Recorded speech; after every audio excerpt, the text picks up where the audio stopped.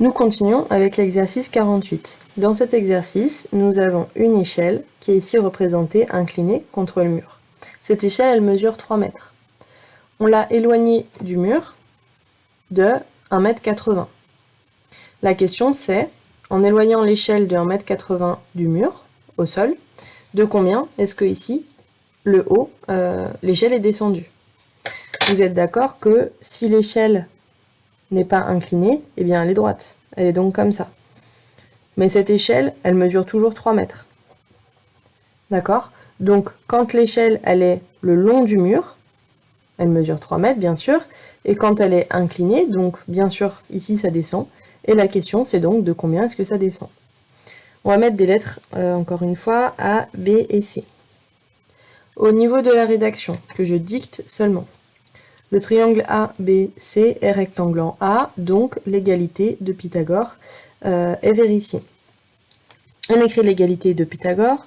Ici, l'hypoténuse c'est BC, donc BC au carré égale AB au carré plus AC au carré. BC mesure 3 mètres, donc 3 au carré.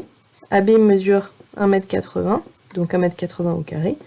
Et AC, c'est ce que je cherche. 3 au carré, c'est 9. 1,80 m au carré, c'est 3,24. Et AC au carré, c'est ce que je cherche. Comme je cherche un autre côté que l'hypoténuse, je vais devoir faire une soustraction. Donc AC au carré égale 9 moins 3,24. Donc 9 moins 3,24, on obtient 5,76. Pour calculer AC, je prends la racine carrée. Donc racine carrée de 5,76, on trouve 2,4.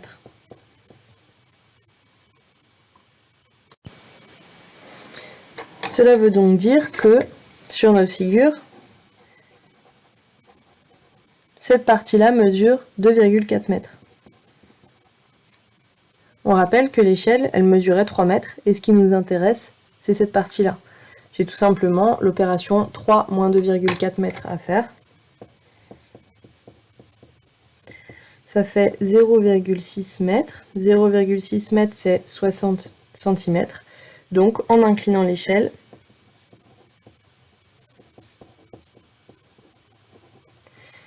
l'extrémité supérieure